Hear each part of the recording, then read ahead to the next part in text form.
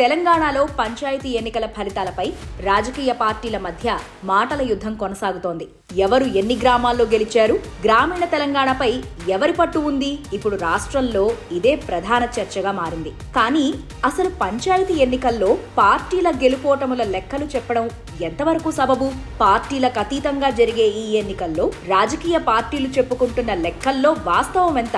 తెలంగాణ పంచాయతీ ఎన్నికల ఫలితాలపై రాజకీయ పార్టీలు, మీడియా చెబుతున్న దాంట్లో నిజమెంత? తెలంగాణ పంచాయతీ ఎన్నికల గురించి పూర్తి కథనం ఇప్పుడు చూద్దాం.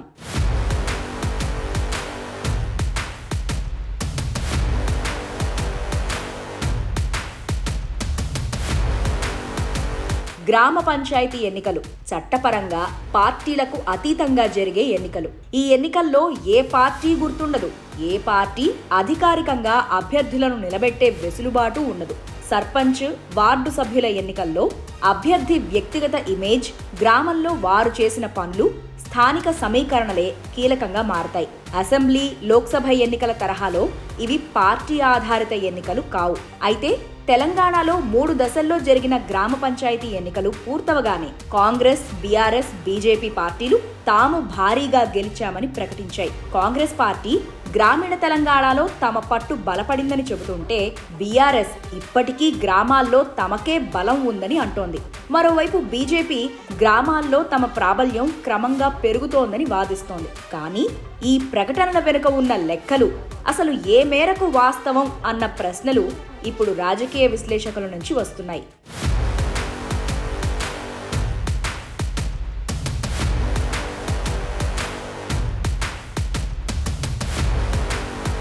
మూడు దశల్లో జరిగిన తెలంగాణ పంచాయతీ ఎన్నికల్లో మొదటి దశలో సుమారు 4200కు పైగా గ్రామ పంచాయతీల్లో ఎన్నికలు జరిగాయి.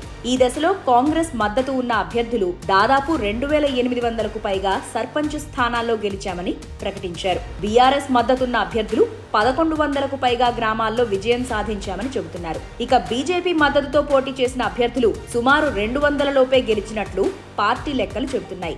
అలాగే రెండో దశ ఎన్నికల్లోనూ ఇలాంటి ప్రకటనలే వినిపించాయి. కాంగ్రెస్ మద్దతు ఉన్న అభ్యర్థులు సుమారు 2000 గ్రామాల్లో గెలిచామని చెబుతుంటే, బీఆర్ఎస్ 1000కి పైన గ్రామాల్లో, బీజేపీ 200 పైచిలుకు గ్రామాల్లో విజయం సాధించామని ప్రకటించాయి. ఇక తాజాగా పూర్తయిన మూడో దశ ఎన్నికల తర్వాత పార్టీల ప్రకటనలు మరింత ఉధృతమయ్యాయి. మూడో దశలోనూ కాంగ్రెస్ మద్దతు ఉన్న అభ్యర్థులు 2000కు పైగా గ్రామాల్లో గెలిచామని చెబుతున్నారు. బీఆర్ఎస్ మద్దతు ఉన్న అభ్యర్థులు 1000 గ్రామాల వరకు విజయం సాధించామంటున్నారు. బీజేపీ మద్దతుతో పోటీ చేసిన అభ్యర్థులు 200 సమీపంలో సర్పంచ్ స్థానాలు గెలిచామని చెబుతున్నారు. 3 దశల మొత్తాన్ని కలుపు చూసుకుంటే కాంగ్రెస్ మద్దతు ఉన్న అభ్యర్థులు అధిక సంఖ్యలో సర్పంచ్ స్థానాలు దక్కించుకున్నట్లు పార్టీ లెక్కలు చెబుతున్నాయి.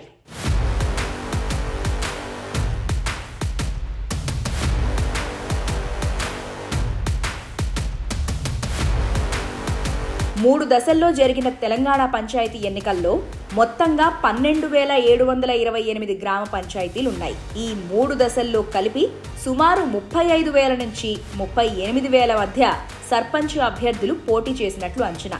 ఒక సర్పంచ్ స్థానానికి సగటున 3 నుంచి 4 అభ్యర్థులు బరిలోకి దిగడం ఈ ఎన్నికల ప్రత్యేకతగా మారింది. పార్టీలు ప్రకటించిన లెక్కల ప్రకారం చూస్తే 3 దశల ఎన్నికల్లో కాంగ్రెస్ మద్దతు ఉన్న అభ్యర్థులు సుమారు 6500 నుంచి 6800 గ్రామ పంచాయతీల్లో విజయం సాధించినట్లు చెబుతున్నారు. ఇది మొత్తం గ్రామ పంచాయతీల్లో దాదాపు 50 నుంచి 53% వరకు ఉంటుందని పార్టీ వర్గాలు అంచనా వేస్తున్నాయి. ఇక బీఆర్ఎస్ మద్దతు ఉన్న అభ్యర్థులు 3 దశల్లో కలిపి సుమారు 3300 నుంచి 3600 గ్రామ పంచాయతీల్లో గెలిచినట్లు పార్టీ లెక్కలు చెబుతున్నాయి.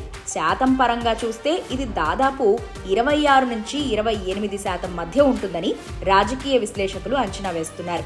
మరోవైపు బీజేపీ మద్దతు ఉన్న అభ్యర్థులు 3 దశల్లో కలిపి సుమారు 600 నుంచి 700 గ్రామ పంచాయతీల్లో విజయం సాధించినట్లు పార్టీ నేతలు చెబుతున్నారు.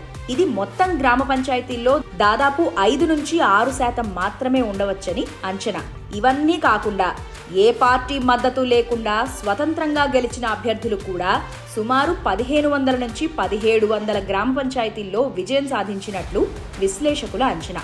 అంటే మొత్తం ఫలితాల్లో దాదాపు 13 నుంచి 15% వరకు పూర్తిగా స్థానిక స్వతంత్ర అభ్యర్థులే గెలిచిన పరిస్థితి కనిపిస్తోంది. ఇక్కడ గుర్తుంచుకోవాల్సిన విషయం ఏమిటంటే, ఇవన్నీ ఎన్నికల సంఘం అధికారిక గణాంకాలు కావు. ఇవి పూర్తిగా రాజకీయ పార్టీలు ప్రకటించిన లెక్కలు, మీడియా అంచనాల ఆధారంగా చెబుతున్న సంఖ్యలే. ఎన్నికల సంఘం మాత్రం సర్పంచ్ ఎన్నికల్లో పార్టీల వారీగా ఫలితాలను ఎక్కడా ప్రకటించదు. అభ్యర్థుల పేర్లు మాత్రమే అధికారికంగా వెల్లడిస్తుంది.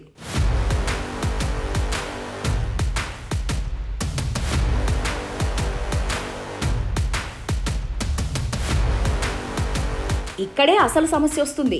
ఈ ఎన్నికల్లో ఒకే పార్టీకి చెందిన 2 లేదా 3 ఒకే గ్రామంలో పోటీ చేసిన సందర్భాలున్నాయి. అలాంటి చోట ఒక్కరే గెలుస్తారు. అప్పుడు ఆ పార్టీ గెలిచినట్టా, ఓడినట్టా? గెలిస్తే తమ ఖాతాలో వేసుకోవడం, ఓడిపోతే ఇది పార్టీ ఎన్నిక కాదు అనడం రాజకీయ పార్టీలకు మాత్రమే వర్తించే లాజిక్గా మారిందన్న విమర్శలు వస్తున్నాయి.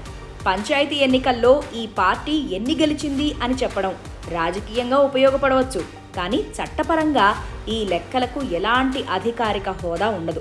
ఎన్నికల సంఘం కూడా పార్టీల వారీగా ఫలితాలను ప్రకటించదు. అభ్యర్థుల పేర్లు మాత్రమే ప్రకటిస్తుంది. పార్టీల లెక్కలన్నీ పార్టీలు, మీడియా చేసుకునే అంచనాలు మాత్రమే అని అంటున్నారు. సర్పంచ్ ఎన్నికల్లో బ్యాలెట్పై పార్టీల గుర్తులుండవు. ఆయా పార్టీల నుంచి బీ ఫామ్ తీసుకున్న అభ్యర్థులు ఉండరు. పంచాయతీ ఎన్నికల్లో పార్టీ బలపరిచిన అభ్యర్థులు అనే పదాన్ని రాజకీయ పార్టీలు ఉపయోగిస్తున్నాయి. కానీ ఒకే గ్రామంలో ఒకే పార్టీకి చెందిన 2 లేదా 3 అభ్యర్థులు పోటీ చేసిన సందర్భాలు అనేకం ఉన్నాయి. లోకల్ నాయకత్వ విభేదాలు, కుటుంబాల మధ్య పోటీ, కుల సమీకరణలు ఇవన్నీ ఇందుకు కారణాలని గ్రామస్థాయి పరిశీలకులు చెబుతున్నారు. ఈ పరిస్థితుల్లో గెలిచేది ఒక్కరే అయినప్పుడు మిగతా అభ్యర్థుల ఓటమిని ఏ పార్టీ ఖాతాలో వేయాలన్న ప్రశ్న తలెత్తుతోంది. గెలిస్తే పార్టీ గెలుపుగా, ఓడితే పార్టీలకు సంబంధం లేని ఎన్నికగా చెప్పడం సరైన విధానం కాదన్న అభిప్రాయం వ్యక్తమవుతోంది.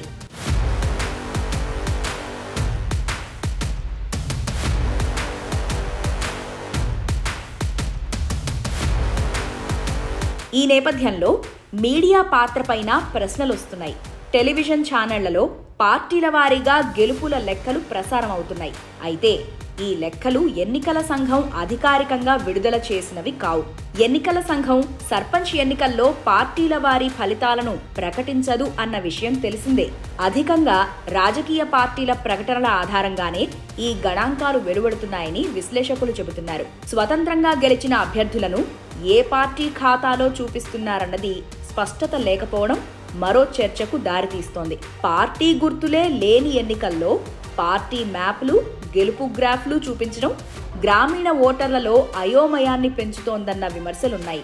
స్థానిక సమస్యల కన్నా పార్టీ రాజకీయాలే ముందుకు రావడం వల్ల పంచాయతీ వ్యవస్థ అసలు ఉద్దేశమే దెబ్బతింటోందని విశ్లేషకులు అంటున్నారు. పంచాయతీ వ్యవస్థను రాజకీయాలకు దూరంగా ఉంచాలన్నది మన చట్ట నిర్మాతల దార్శనిక నిర్ణయం. గ్రామాల్లో ఐక్యత నిలబెట్టాలన్నదే ఆ ఉద్దేశం. పంచాయతీ ఎన్నికలు ఎవరు ఎన్ని గెలిచారు అన్న లెక్కల కోసం కాదు, గ్రామాన్ని ఎవరు బాగు చేస్తారు అన్న దానికోసమే. గ్రామం బావుంటే రాష్ట్రం బావుంటుంది, రాష్ట్రం బావుంటే దేశం, ప్రజాస్వామ్యం బలపడుతుంది.